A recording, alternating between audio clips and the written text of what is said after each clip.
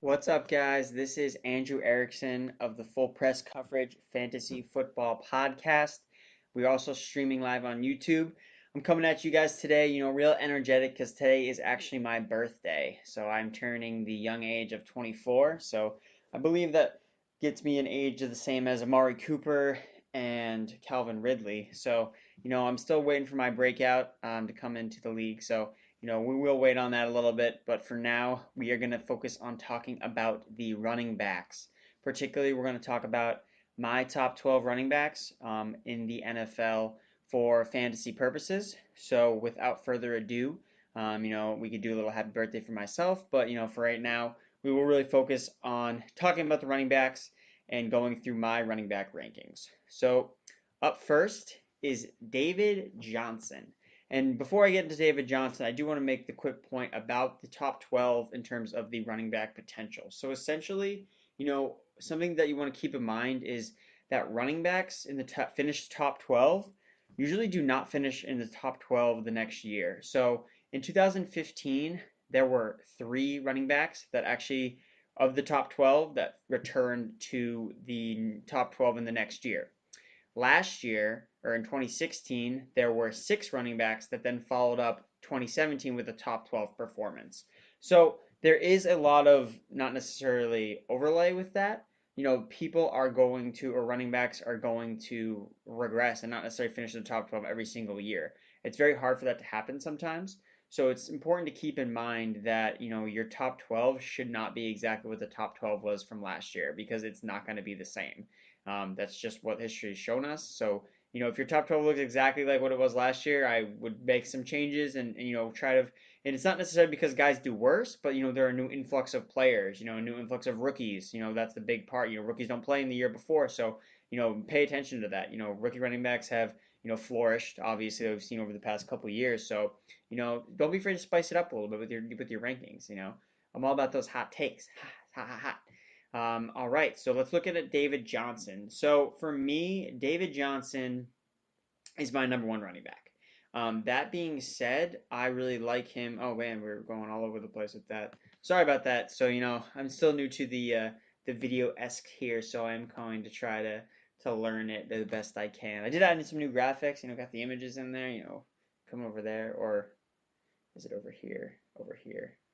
See, I'm all out of whack, but whatever. It's really about I'm trying to put out the best content I can for you guys. But so David Johnson is coming off a wrist injury. So a lot of times people avoid running backs that are coming off injury-plagued seasons, but in this case, you have to remember what the injury it is itself. It's a wrist injury. So I'm not necessarily super concerned that it's going to affect him really negatively. I mean, the guy's basically been able to work out. Basically, it's not like he had a leg injury. He didn't have any type of head injury. And I think people are too quickly to forget that his 2016 year was better than Todd Gurley's year was last year. So he scored more fantasy points than Todd Gurley did in 2016 and 2016 or in 2017 than Todd Gurley. So we want to put, obviously, a lot of people have Todd Gurley as their number 1. I don't have him as my number 1. I have David Johnson, and that's just because I think his opportunities are going to surpass of any of these other running backs. And his ability as a pass catcher receiver. I mean, he is arguably the number 1 runner on his team, or he is the number 1 runner on his team. He's also the number 2 wide receiver in this case. There's not really much else there besides Fitz. So I do like David Johnson to really see a majority of the work than some of these other running backs necessarily. I just like the volume. He's really a volume play for me, and I think the offense is going to go through him. And a lot of people talk about, the Cardinals' offense isn't very good, and that is true at some point. Sam Bradford, when he hasn't been healthy, has actually been pretty good, and they do have a rookie quarterback there that may or may not be able to move the sticks. But I mean, I'm imagining all the dump offs. I think he's dynamic as a pass catcher, and I think that's going to provide you a solid floor, and I think that he has upside because he's a red zone guy. He's got a lot of upside in a lot of other different areas, so that's why I do like David Johnson as my number 1 running back. And then that kind of goes into my next running back here, Ezekiel Elliott. If we can get to the next, cut to the next scene. All right, there we go. All right. Like I said, I'm still learning how to do this all correctly. But so we got Ezekiel Elliott here as my number 2 running back. So similar to David Johnson, it's all about volume here. Again, there's really no one else there. The Cowboys drafted Bo Scarborough in the 7th round, but I'm not really concerned that he's going to really do much of anything to kind of take away from what Zeke can do. And I think that I'm probably not the only one, but watching the All or Nothing on the Dallas Cowboys has shown me that Zeke had a lot on his plate last year going through the court trials, and I really think that's going to make a big difference that he doesn't have to go through that this year. There is a lot of there's a lot of different takes that you can look at with this, but I really do think that that's the best way to kind of put it in here, where you have the where you have Zeke basically kind of taking over that role again. I think he's really going to surpass expectations of what we kind of set him. I mean, he's already been an elite running back, but I really think this could be the year that he really 100% explodes all over the place. I really like for him to bounce back, even though he wasn't even that bad last year. But it's also important to keep in mind, Zeke gets knocked down for he doesn't catch passes necessarily. But in PPR leagues last year, he ranked third in points per game, and then in standard he was second in points per game, and in third or in half point per game he ranked third. So in that small sample size of that 10 games before he was suspended, not even a small sample size, in that 10 games that before he was suspended, he was playing at an elite level. So this is something we're gonna continue to see, except we're gonna get it for a full 16 games. Zeke doesn't really have much injury history or any. I mean, besides just being a running back position. I do really think though that Zeke could break out this year because I think he's gonna be more involved in the passing game. Not as much as a David Johnson. David Johnson's kind of been proven as that pass catcher. Zeke hasn't proved it yet, but I do like his potential with what we've seen so far, and just the lack of weapons on Dallas. They're gonna have to lean on Zeke even more, and even though he's gonna see necessarily stacked boxes, I'm not so. I mean, it just the guy touches 35 times, like, okay, maybe his yards per carry is not great, but he's going to get over, 1,500 yards. And Dak is mobile enough. I mean, a lot of times people will say that, oh, well, bad offense, but Dak is, I think, good enough, and he is a mobile quarterback that does help those other running backs a lot, when you have a mobile quarterback. So the lack of weapons in the passing game for Dallas, I do think Zeke's going to step up in the passing game, and I think that's why he's my number 2. Going right ahead now to my number 3 running back here is Le'Veon Bell. Ding, ding, ding. Yep, Le'Veon Bell. So, Le'Veon Bell, a lot of people are, I don't want to say down on. I know, like, a lot in Dynasty talk, people are talking about getting rid of him. He's probably not going to be in Pittsburgh next year, which is true. But the narrative that I kind of like to look at a little bit more in that aspect is if he's not going to be there next year, then what's to stop Pittsburgh from just running him into the ground? If this is going to be his last year with them, they're going to utilize him. Use him to the best of their ability. Use him in the passing game, which is what he's done. Last year, he had the second most passing targets behind or of any running back, and the second most on the team. So he doesn't even play wide receiver, and he literally puts up wide receiver targeting numbers and wide receiver reception numbers. I really think that, and then not even with that as well, with the red zone work, gets red zone passing targets. He was second. It was tied for actually the most of any running back in the red zone passing targets, and he also had the second most rushing attempts in the red zone. So he's getting goal line. He gets work around the end zone. He catches passes like at no one's business, and he gets tons of carries. Like, I don't think you should be super concerned about Bell. I think he's a lock for top 5 finish, so I have him at 3.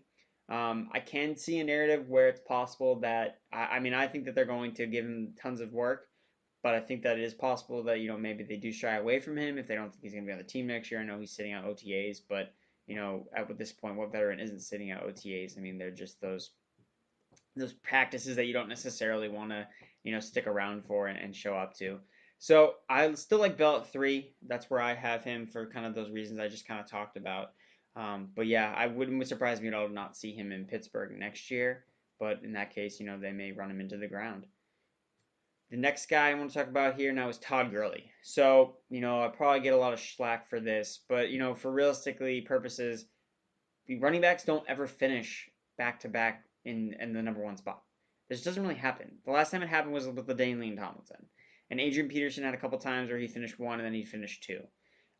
Could Todd Gurley be LaDainian Tomlinson or Adrian Peterson? Maybe. But those guys are like greatest running backs of all time. And Todd Gurley's played 2 good seasons and he's had 1 bad season. So with Gurley, I like to shake it up, so that's why I do have him at 4. But one of the reasons, is just his regression. He scored 19 touchdowns last year. That is not necessarily a repeatable number to get back to. Touchdowns are super are super volatile. Working with words. It's a new day. I'm 24 years old now. Trying to, broaden my vocabulary. But Todd Gurley is not going to repeat that with 19 touchdowns for a couple reasons. All the weapons on the Rams. So they have a lot more weapons now. I think that Cooks is better than Sammy Watkins. I think that he's going to be used more than Sammy Watkins was. Sammy Watkins was was traded to the Rams about midway through the preseason, so he didn't necessarily learn the playbook from the beginning. Brandon Cooks has the whole offseason with the Rams. And he's already out there catching passes. We saw that video with Sean McVay, getting all amped up, getting in Jared Goff's face about, oh, here we go, let's go, Brandon Cooks. So we could be seeing more of that with that receiver and Goff. And I think Goff takes a step forward as well as a passer. And I'm not so sure that Gurley's going to necessarily see all the same success he saw in the receiving game. I mean, he was breaking off big plays with catching passes and things like that, and that's why he had 6 receiving touchdowns. That's another number that's not really repeatable that you can see consistent. Rushing touchdowns is a little bit more you can see more consistency with because it is about opportunities, but receiving touchdowns is much more kind of up in the air. So I do expect regression from Todd Gurley in the touchdown department, which is why I do have him ranked at number 4. But still, obviously, I mean, he's still going to be the guy. He doesn't really have any competition. He catches passes. So I'm not necessarily down on Todd Gurley. I probably won't own him in any of my leagues because he's going to probably be the number 1 guy off the board. But if I'm in a league, where David Johnson, Zeke, and Bell go 1, 2, 3, and I have the number 4 pick, yeah, I'm going to take Todd Gurley. But right now, my target isn't really necessarily Todd Gurley. I don't always like to go after, it's a new season. Who's to say that he's just going to be the best again because he was the best last year? That was last year. Now it's a new year. Someone else is going to kind of take that title, I believe, away from him. Going to the next running back, Alvin Kamara. So Alvin Kamara has a lot of discussion about him, especially just due to the fact that, Mark Ingram, there's his buddy in the image right there. Mark Ingram got suspended for the first 4 weeks. So I'll just talk about that first before I talk about Kamara. I think that I would avoid him at all costs. I think that we've seen this before with Ingram. He's been in the doghouse before. I remember vividly just games where it would be Ingram and it was Tim Hightower. And Tim Hightower would have huge games and be like, wait, what is going on? Why aren't they giving Ingram the ball? So Ingram's, been in the doghouse before. The question that he's taking PEDs, maybe he was a little bit worried that Kamara was going to take his job and that's why he was taking PEDs. And, Ingram was coming off one of his best seasons ever off of PEDs. And I personally, if anyone else drafted Doug Martin last year, you can test to how annoying that was. He takes up a roster spot because he's suspended, and then you feel obligated to start him because you spent all the time keeping him on your bench. So you're like, I need to start him, and then you keep starting him, and then he sucks, and it just ruins your team. So I mean, Ingram's not necessarily the same player as Doug Martin is, but at the same cost, their bye week is week 6. So he comes back week 5. Are they going to give him a full workload? Probably not. It wouldn't surprise me not to see him if he didn't play in that game. So that way you're missing him for 6 weeks, comes back week 7. I mean, does he automatically just, all right, here you go, here's 20 carries? I'm not so sure we're going to see that, especially if Kamara is cooking, if one of these other running backs, Boston Scott, Williams, another guy that's there, if one of those guys steps up into that Mark Ingram role and is succeeding, then I can see Ingram be getting kind of phased out, especially with his contract issues. So I'm not a fan of Ingram, but vice versa, talking about Kamara, I like his upside even more now. The narrative with him is he can't repeat his efficiency from last year. There's no way he can be necessarily as good. And that is true. His per touchdown or his fantasy points per touch was kind of off the scale of something that we've kind of never seen before. Basically the Deshaun Watson of the running backs, where no one can basically look and see, okay, they can't necessarily repeat this at all. It's literally impossible. But the thing with Kamara is he is going to see. I know Sean Payne has come out and said, oh, well, no, we're going to keep his touches the same, but that's not necessarily true. I do really think that he will see more touches, and it's not necessarily carries. He's going to be in the passing game. He's revolved in the passing game a lot. He catches tons of passes. He's used in the red zone, not obvious as much, but he may find another opportunity now with Ingram gone. So I think everyone's trying to downplay Kamara, but at the same time, maybe he's just really good, and we shouldn't buy into him. So that's why I like him at 5. I do think that he has really high upside because his efficiency. I mean, not because of his efficiency, but because of volume. I think he's still going to get tons of work. He's going to be a featured back in the offense, whether it's through receiving or through rushing. So I'm not necessarily carrying, oh, he's got to get 20, 25 touches a game. I don't know if he needs to necessarily do that to be productive. He didn't do that last year, and he was plenty productive. So I like Kamara as my number 5 running back. The next guy here is Melvin Gordon. So Melvin Gordon, a lot of people are always seem to be down on because his yards per carry is always really crap, 3.9. But you need to stop looking at yards per carry as your main facto because yards per carry is a very, how do I say it? Kind of like it's not the greatest metric to use as an argument for per player's performance because it doesn't necessarily take into consideration, goal line work in terms of your yards per carry. If there's only 2 yards to go, then you're going to average, you're going to have a 2-yard run, which 2-yard run is usually bad. But if you get tons of goal line work and, it takes you sometimes 2 or 3 times to get in, that's going to hurt your yards per carry, but you're going to score a lot of touchdowns that way. It's more about looking at the yards per carry between the 20s as opposed to inside the 20-yard line. So, and Melvin Gordon gets a lot of red zone touches. So his yards per carry for me is not a huge concern. And the 3.9, no, it's not great, but it's also not totally terrible. So I think that Melvin Gordon actually is as kind of that sleeper guy to finish actually as the number 1 running back. It's a hot take. I know it's my birthday, so I'm a little bit bold today, big 24. But I think that Melvin Gordon actually has a chance to finish number 1. He is in my number 6 running back right now. I'm not bold enough yet to put him actually as my number 1, but who knows? Maybe something will change in the offseason and I'll throw him up there. But Melvin Gordon is going to be playing in a great offense. If you look at a lot of these guys or a lot of these other running backs, you have David Johnson. That was a questionable concerns with their offense. Cowboys, same thing. Pittsburgh, not as much. The Rams obviously came out of nowhere last year and became the number 1 offense, but they can't necessarily. I don't think they're going to improve off that. I think if anything, they've kind of reached their capacity. I mean, how could Todd Gurley possibly do better? I'm not sure he can. And then Kamara is also a good offense. But Melvin Gordon, someone can make the argument that the Chargers will have a top 5 offense, and I would buy into that. Maybe not as much now with Hunter Henry being missing, but I think that Hunter Henry being hurt and gone really opens up more opportunities for Gordon to score. So Melvin Gordon is the only running back in the past 2 seasons to score more than 12 touchdowns or average 12 touchdowns per year. No other running back has done that. Zeke probably would have done it if he wasn't suspended. David Johnson probably would have done it if he hadn't gotten hurt. But I digress because it didn't happen because those things both happened, and Melvin Gordon scored 12 touchdowns on average the last 2 seasons. It's weird to see some consistency like that, especially based on the fact that he scored 0 touchdowns his first year. So he has made up for it in the last couple of years with his total touchdowns, and I think it's going to continue with red zone. It's going to be Gordon in the red zone a lot of the time because there is no Hunter Henry.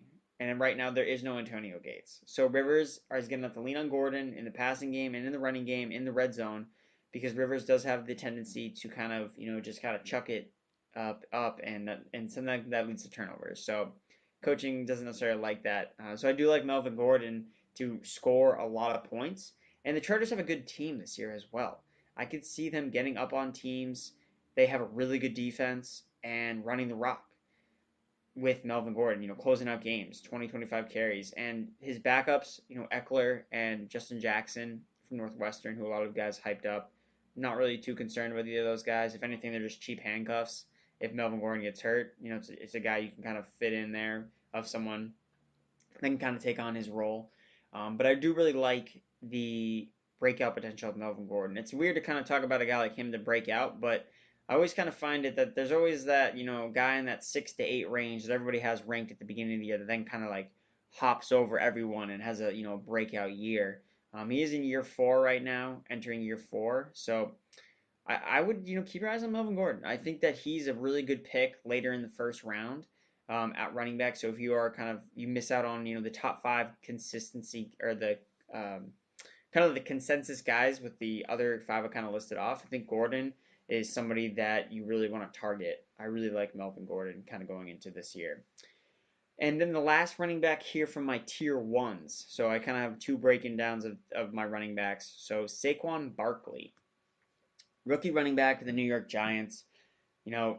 Probably not. It's not surprising to see him in my top 12, just because of how successful rookie running backs have been. But I'm going to buy into the talent. Um, we've seen rookie running backs come in and be super productive. Kareem Hunt, Kamara, Zeke, Leonard Fournette. I mean, what's not to like about him? The Giants have done a good job of improving their offensive line. They're making adjustments. They're going to have offensive weapons back, so it's not like they can just focus on stopping the run. And they have a smart quarterback in Eli Manning. I'm not going to say Eli Manning is a great quarterback, not right now, but he's not a dummy, and he's not necessarily like going to, be stupid with the offense.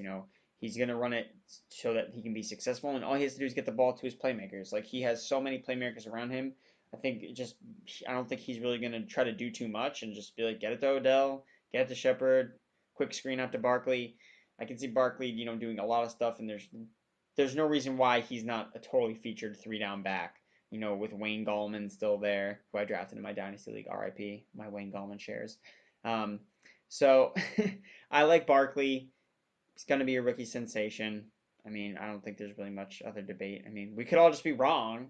I kind of always have it in my back of my head that we're all just going to totally flop on him, and there's really no rhyme or reason why. We just kind of missed on a guy, but I do like Barkley, at that 7th spot. I think taking him in the first round. Really, realistically, if you can basically take him anywhere, I'm not going to judge you on that. I think that's a smart play, and I think you're chasing some upside that has a really good potential of panning out. So that's my take on Barkley.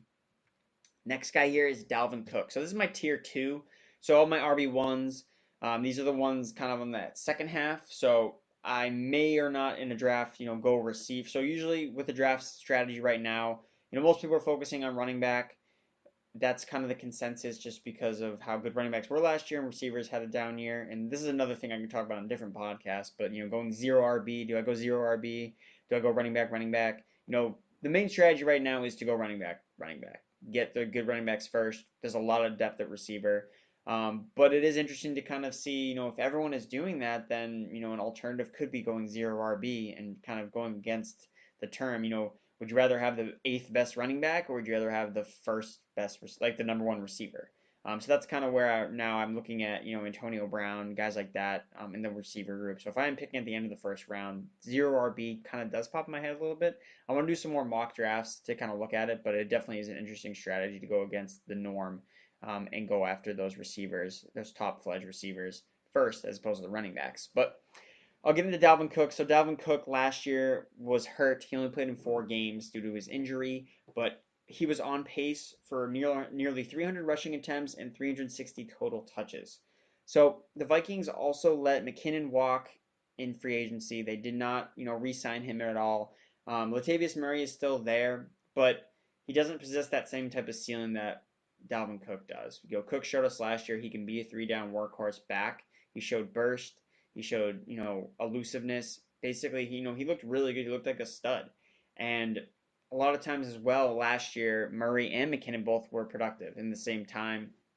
So I'm not necessarily worried about Murray taking snaps. I think, again, he's a guy, if you're worried about Dalvin Cook's injury, then take Murray later in the round if you're worried about it. But we've seen guys come back from ACLs. It's not impossible for him to come back and be productive. Obviously, the injuries risk is a concern. So if you wanted to take a guy like Antonio Brown over Dalvin Cook, I have no problem with that. That's something that I would definitely consider doing, depending on how the draft is going. In a standard redraft league. So I do really like that Dalvin Cook is he is the workhorse back. So I think that's really good. And I also like with quarterback Kirk Cousins is there. So Cousins is interesting enough, and this is going to be kind of talk about receiver talk. Kirk Cousins has never really had a fantasy wide receiver breakout. He's had good fantasy receivers, but he's never really targeted one guy.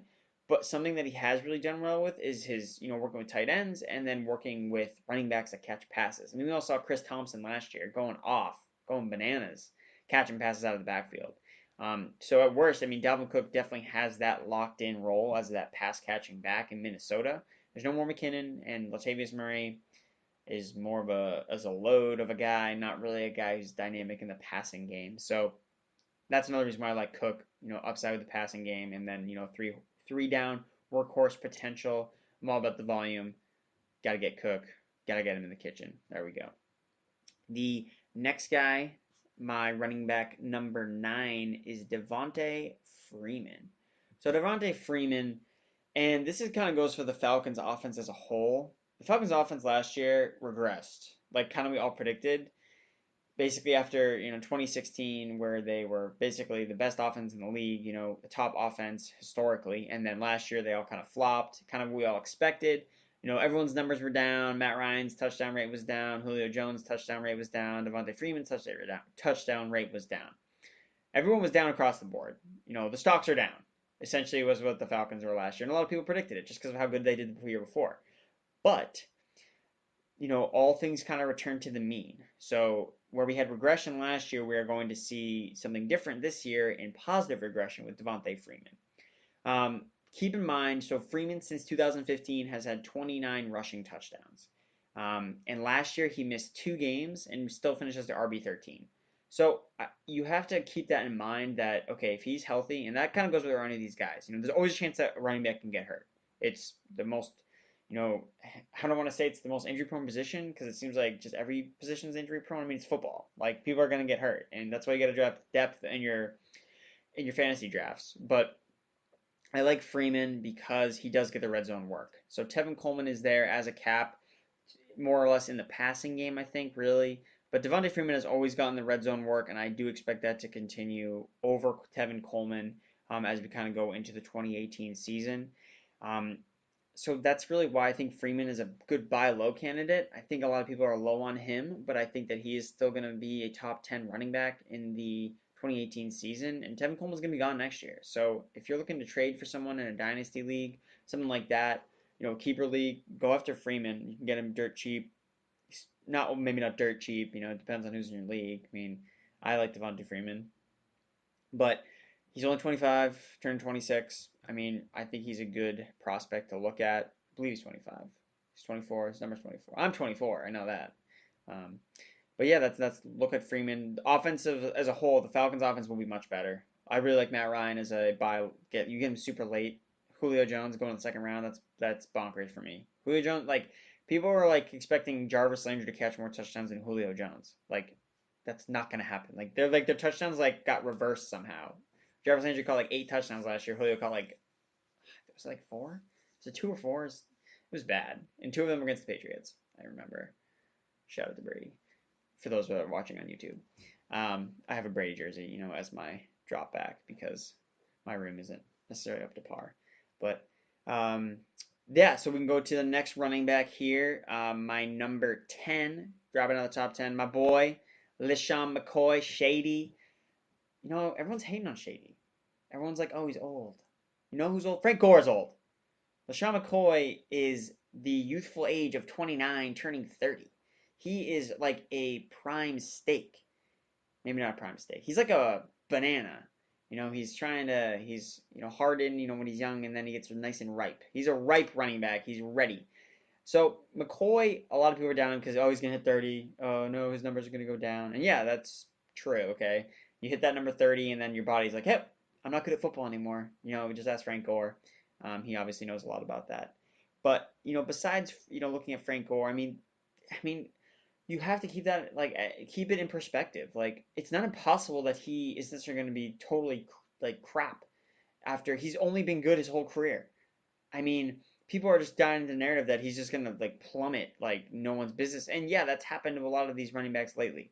Jamal Charles. But those were all guys coming off major injuries. Jamal Charles tore his ACL and then was just like never the same again. Um, and DeMarco Murray, I don't think is as a running back consistency over a career period was not as consistent as McCoy was. McCoy's been necessary. I mean, I don't know. Looking at his numbers, I don't know if he's Hall of Fame, credentials at the running back position. But for fantasy Hall of Fame, I think he could definitely be in there. I've had him in a lot of teams, and he's always done really well, especially in PPR leagues. And that's the big thing I want to point out is his receiving yards and receptions. Last year he had the second most receptions in his career in a season, and the most receiving yard or the second most receiving yards in his career. So where his numbers as a rusher may be kind of depleting a little bit, he's still a dynamic weapon in the passing game. Uh, and the Bills have no receivers. They have Kelvin Benjamin, who runs like a 5'2", and is basically just like a tree out there with sticks for arms and can't catch. And they have, so AJ McCarron's going to be the quarterback, and then Josh Allen. So, I mean, I didn't even guess that kind of who can start there and basically what's going to happen with their quarterback position. But it's going to be dump off City when they find that another receivers are open. I mean, I can't even think. I don't know why I can't remember the Bills receivers off the top of my head, but that just kind of goes to show you who they are. But McCoy is going to feast in the passing game. So I think in PPR leagues, he's going to be a huge guy, and he gets the goal line work. And his backup is Chris Ivory. I mean, I could see a scenario where Chris Ivory can steal a couple goal line touches, but McCoy gets so much volume in the passing game that I'm not necessarily worried about his yards per carry being the worst since his rookie year last year, because there's no Nathan Peterman anymore. I digress. Now moving into my last two guys. So this will probably shock some people. So I have Joe Mixon at number 11. I'm buying into the Joe Mixon hype train. I know a lot of people are kind of mixed on Joe Mixon, but what I'm going to look at here is his upside and his potential to be. He has a 3-down workhorse back profile. He can catch passes. He can run between the tackles. He's elusive, and he probably would have been a first-round pick last year if it wasn't for his off-the-field issues. So the talent is definitely there, but who's not there? Jeremy Hill. Unfortunately, Marvin Lewis is still there. And if Marvin Lewis could kind of just like look in the mirror and just be like, I'm just going to give the ball to Joe Mixon. He's probably the best running back on the team. Giovanni Bernard was phased out a little bit as the season went on, and the only running back they drafted was Mark Walton from Miami, who I'm personally not a great fan of. He was kind of hurt all the time, and Joe Mixon has that upside that I want to chase not in the first round necessarily, but as a RB, you can get him as an RB2. If I get Mixon as my RB2, I really like that value. I think that he has top 5 potential. Realistically, he's young, he can make plays, like I said, in the passing game. And I mean, we saw it Jeremy Hill was a top 20 running back for 3 years in a row on the Bengals offense. If Jeremy Hill can be a top 20 running back, then Joe Mixon can definitely at least crack the top 20, if not the top 10. I have him at 11. But you have, even with Giovanni Bernard there, I just think Joe Mixon, people are sleeping on him a little bit too much, but I like to see him kind of get into more of a workload.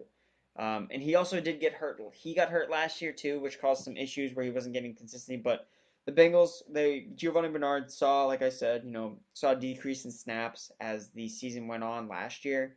So that's why I do really like Joe Mixon as a potential 3-down work back in the Bengals offense in 2018. And then wrapping up my final top 12 is Leonard Fournette. Duval. So I was super low on Fournette last year because I just thought he would get hurt, and I was right, and he did get hurt, and he got suspended. But then, when he actually did play, he was pretty freaking good. And I'm a Patriots fan, so I went to the AFC Championship game last year, and if they had just given him the ball more and freaking. They definitely could have won that game, but that's a different topic for a different time. I sat next to Jacksonville fans, and they were really annoying. Shout out to Duval. But Fournette he can essentially take over a game with his running ability. The Jags have a run-first approach, which when you look at a lot of these teams, it's not necessarily the case. Probably the Cowboys would be another team, but most of these teams that feature these running backs really feature them as they pass catchers and not necessarily, you wouldn't think of this teams as run first offenses. So Jacksonville Jaguars are a little bit different in that aspect that he's going to do a lot of his damage on the ground. But something interesting. I looked at his receiving stats because that's something I like look at. I'm like, all right, so they three down work back. Can they catch passes or they runner? So I'm going through my list. I'm like, all right, catches, passes, catches, passes, catches, passes, and I get to Fournette and I'm like, oh no, doesn't really catch passes. But then when I like looked a little bit more into it, he actually led the running backs on Jacksonville with 49 targets. He had more targets than T.J. Yeldon, and he had more receptions than T.J. Yeldon. So I don't know where the narrative necessarily came from. I know from college it was like, oh, he doesn't catch passes because LSU, they don't throw the ball. Come on, Danny Etling. Oh my God, I can't believe the Patriots took him. But yeah, they don't really. LSU doesn't feature a team with Geis. So I really think that Fournette is an underrated pass catcher, and I think he will be used a little bit more, similar to kind of what I think with Zeke. And he revolves around the offense revolves around him. Like they can run the ball. They don't necessarily have bona fide receivers that are amazing, and he just seems like he can get 30 carries a game, and that's what they're gonna do. And they're gonna try to keep Bortles away from messing everything up. And I mean, they haven't gone out and added super dynamic receivers. They added Chark, who I also don't really like, but Marcus Lee right now is slotted in as that number one receiver. So I'm not really super concerned with him being them being a heavy pass offense. They're good defense, and they're going to round and pound the ball with Fournette. So aside from Fournette's injury history, which is a little bit more than some of these other guys, which is why I have him 12, I think getting Fournette at the back of the first round is a great, great value, and I don't think you should sleep on his pass catching ability. I think it's underrated. And if you go back and watch the film on him, he does a pretty solid job of catching passes. It's not necessarily like Jordan Howard-esque or like even Carlos Hyde, who actually led the league in drop passes last year. But that is my top 12 running backs for fantasy football. I will be doing another podcast at some point where I talk about the other, the 12 through or 13 through 24. But to give you a sneak peek, though, I did mention at the beginning of the show, how the top 12 running backs don't repeat year over year. So the running backs that I have that are going to miss the top 12 going into 2018, Kareem Hunt, Mark Ingram, Jordan Howard, Carlos Hyde, and Dion Lewis. So those guys all finish as top 12 running backs. And that's something that we want to make sure that it's not going to happen again. It's not sustainable. It doesn't make any sense. Top 12 running backs are not going to repeat year over year. So we're going to look at the top 12 or top 13 through 24 on next week's podcast or whenever I have time to do it.